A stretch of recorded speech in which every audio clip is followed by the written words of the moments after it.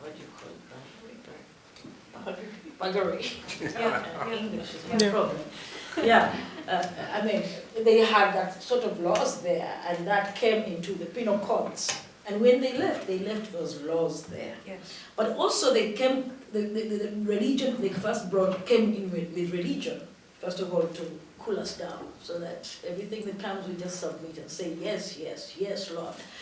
And then that religion demonized homosexuality so much. But remember, this religion was bringing good news. So everything it says was not okay, was not going to be okay.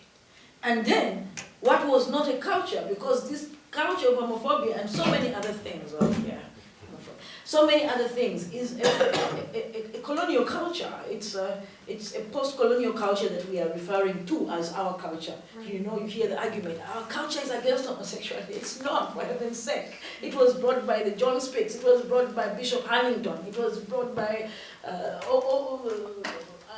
Mapera, the guy from France. Yeah.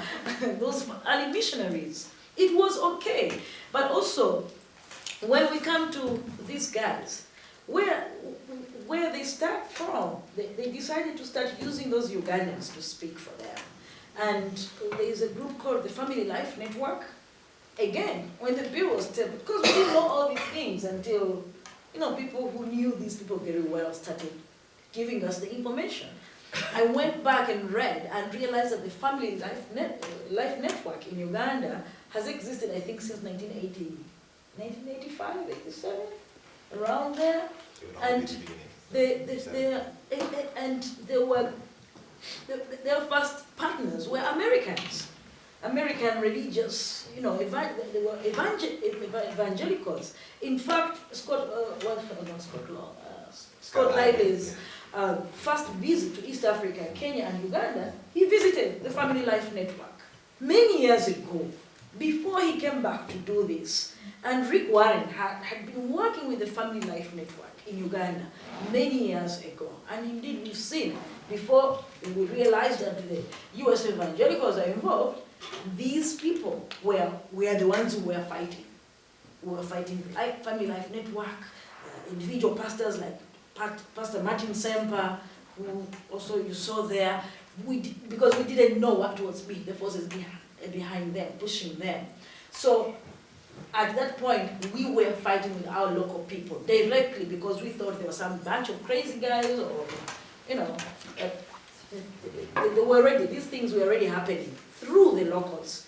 Even now, we are told that Scott Lively's are still involved in what is happening in Uganda, only going through our local organizations, our fellow Ugandans. They're doing the same thing in Kenya, the evangelical, I mean the US religious right, through the African, you know, you have the American Center for Law and Justice. Pat Robertson's thing.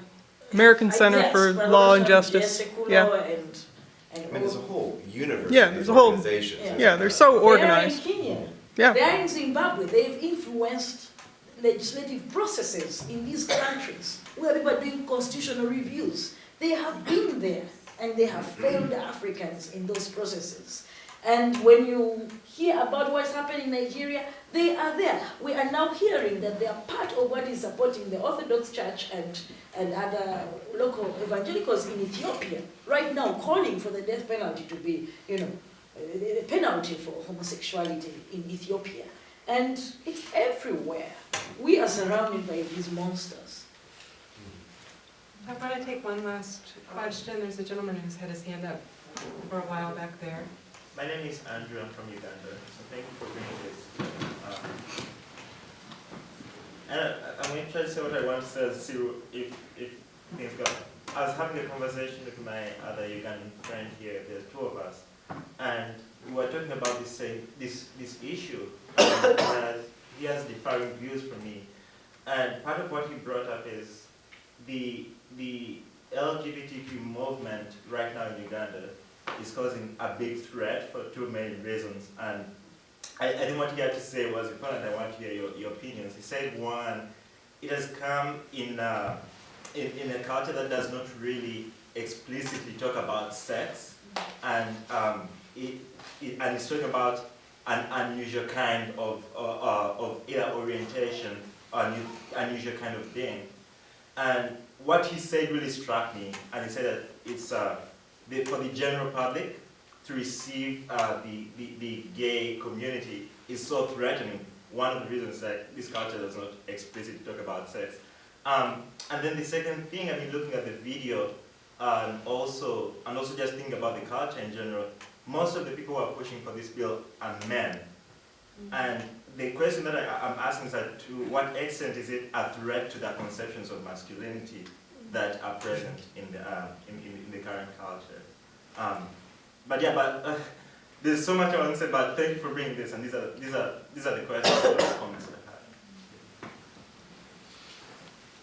I had. Yeah, I think if I can just say something quickly, I think it's like what your friend says is very true. Like it's pretty much talking about sex in Uganda, even though it's been somehow incorporated in like school curriculum. It's still very much taboo. Like you won't find people talking about sex or sexuality very, very openly. And I think David Kato says something very important in this film when he says we need to find a way to package, the gay movement. And he also mentioned the example of how teachers were packaging like sex education in schools. And I think that's really, really important, because I believe that like with the religious movement, that it's sort of like the religious movement bombarded Uganda at a time when Uganda was not yet ready, to deal with questions of sexuality. And so the reaction became like a panic reaction. And when any reaction is a panic reaction, you can't expect anything good out of it. And so, because I'm one of those people who really, really believe in multiple modernities. Like, there's no single modernity, and each country or society or culture needs to grow, to change, to come into its modernity at its own time. And I feel like we have kind of skipped, what should have been a process, a step that would have made it easier for homosexuality to be received by Ugandans in a more productive way. So I think that would be, I forget the other thing that you say, masculinity and all that. Yeah, I think for me that's very important, because before I came to Temple University, I used to teach at Makerere University. And this is like, these are scholars, they're supposed to be like very open-minded people, but when I organized a reading of Just Me, You and the Silence at Makerere, I remember one of my professors took me aside and said, you are a new playwright, and you can't start your career by writing a play about something that is not supported in the country. It's gonna break you. Yeah.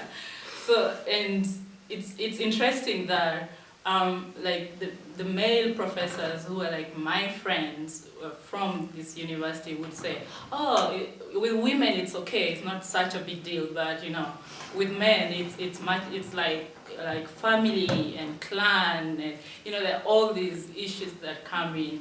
And there's the language in my play, it's also like, it's a very